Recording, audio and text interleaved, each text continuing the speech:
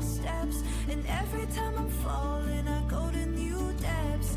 I will become who I've always been.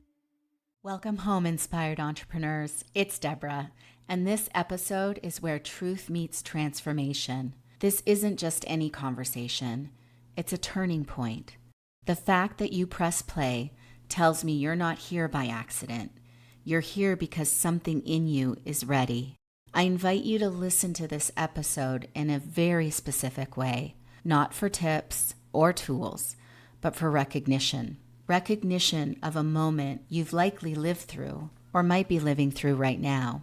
We're going to explore the sacred signals that your soul is ready to grow. Those moments when who you've been no longer fits and your patterns, pace, and wiring begin to resist the future that's calling you.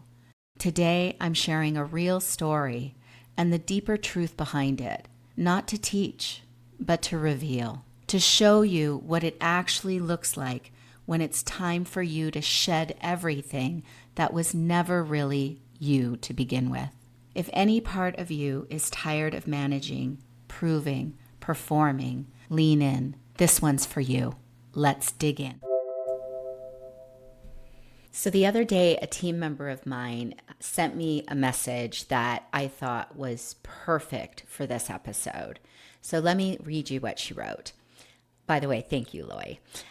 I had a conversation recently with someone who's running a small business. This business owner mentioned that they often feel emotionally drained because they constantly overthink what their team feels about them.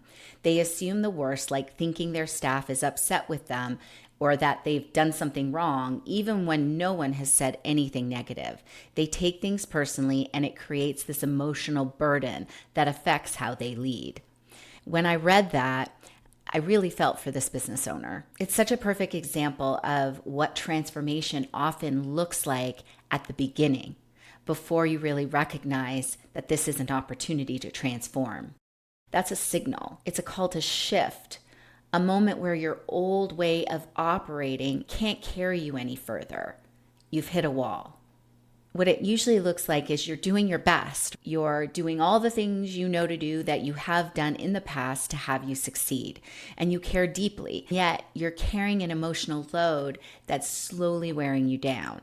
It's about finally seeing that the ways that you're operating in life just don't work anymore. They're bankrupt. They're no longer aligned with who you're becoming. And that's when a transformation is ripe to happen. That emotional labor that founder was carrying, it's not stress. It's old patterning. It's fear dressed up as care. She cares, but what's in the background is fear of acceptance, belonging, not being liked. It's what happens when your nervous system is still operating from an identity that no longer serves you. That's what I'm calling the wall. And it's invisible until you actually name it. For some, the after effect feels like burnout. And for others, it's like I've hit a plateau. Sometimes it's resentment. For me, when I see something that I wish I was doing and I haven't been able to do, this resentment builds up in me, this envy builds up in me. That's another sign that there's a possibility for transforming. And sometimes it's like this aching feeling that something's off. Our brain wants to tell us there's something wrong. You have this uneasiness in your mind. That is usually the indication that who you are out to become with this big vision that you have for your life and your business is not able to get there from person that you currently are. That's not dysfunction. It's your soul knocking. Every day I'm changing, I'm taking small steps, and every time I'm falling, I go to new depths. I will become who I've always been. It's time to take a deep breath.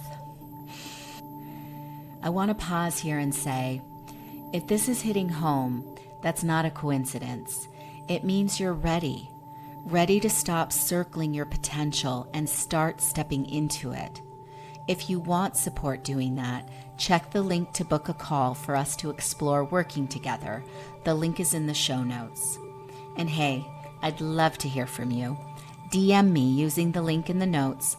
Let me know what landed, what you're grappling with right now in your business or life, or a topic you'd love me to unpack in a future episode. Now, back to what nobody tells you about true transformation. From a neuroscience perspective, you're living from an old pattern, not your power, not who you can be or who you're becoming. Your brain is a pattern machine. It wants to keep you alive, not help you grow. What's happening when you hit that wall is you're living out an old pattern.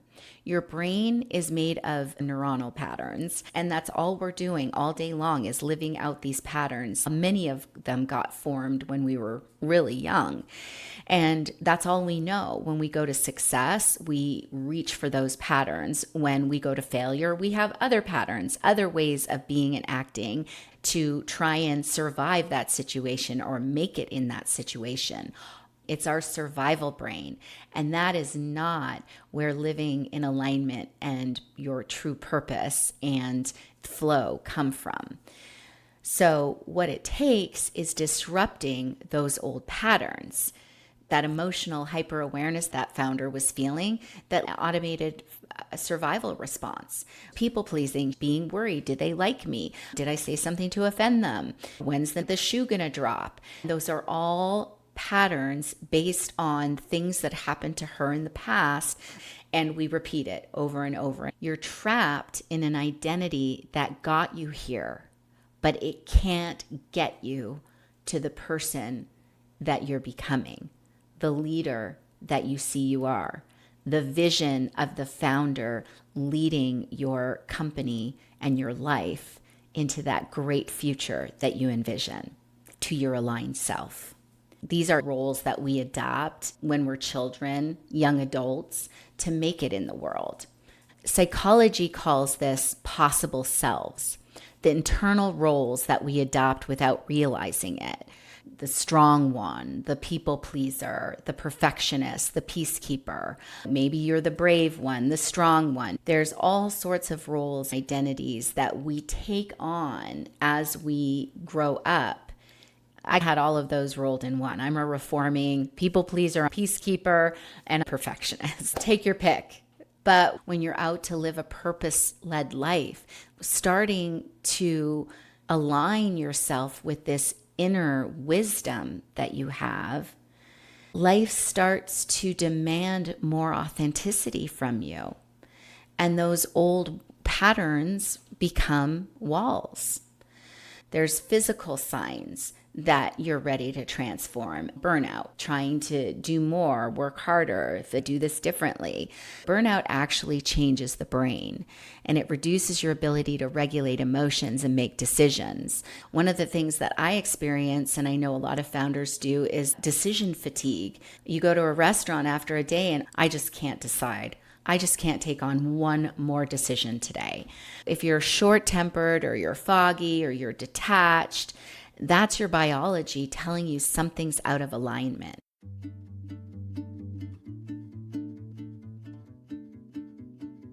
No transformation really occurs without some kind of a spiritual experience. I want to read you a quote by Cynthia Ocelli that captures what transformation really looks like. For a seed to achieve its greatest expression, it must come completely undone. The shell cracks, its insides come out, and everything changes.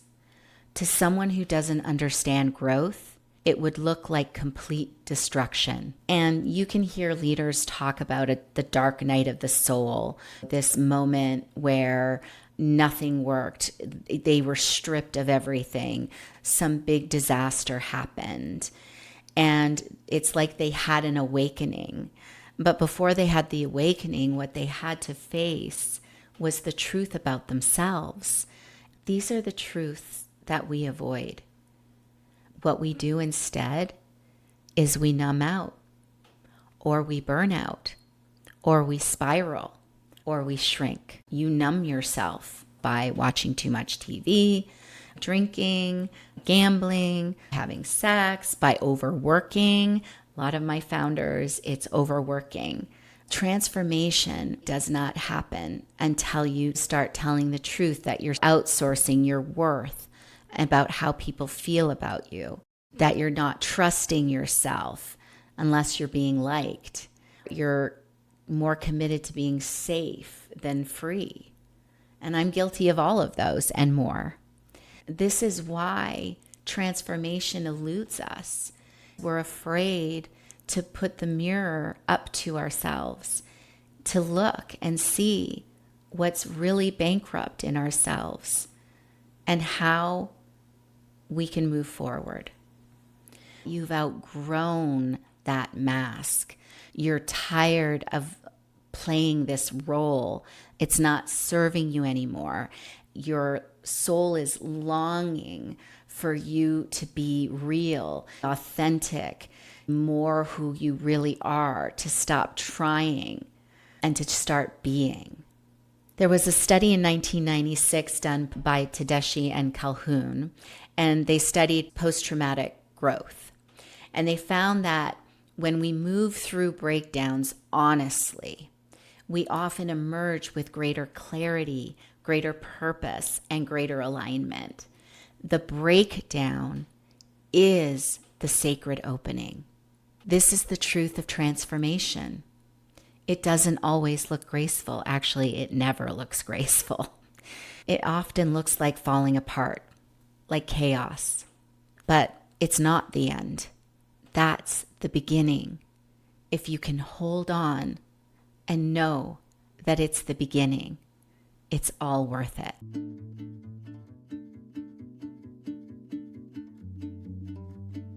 You can't transform by fixing yourself.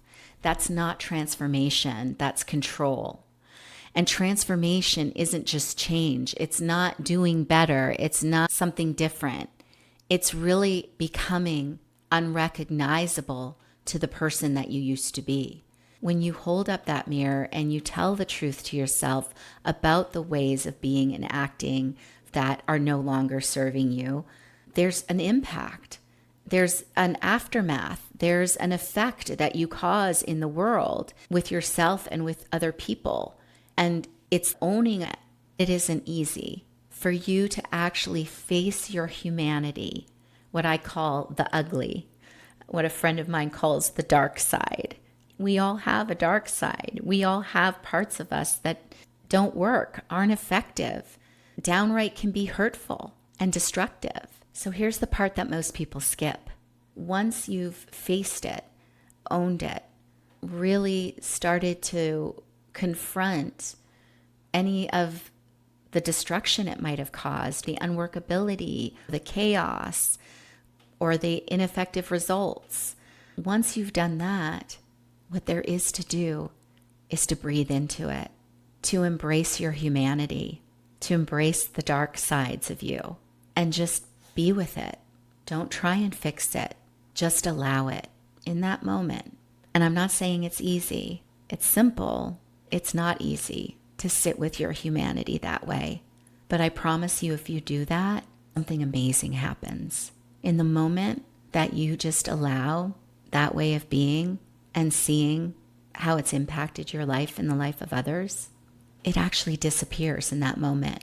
When it disappears, guess what's left? Nothing. A space. Space for what?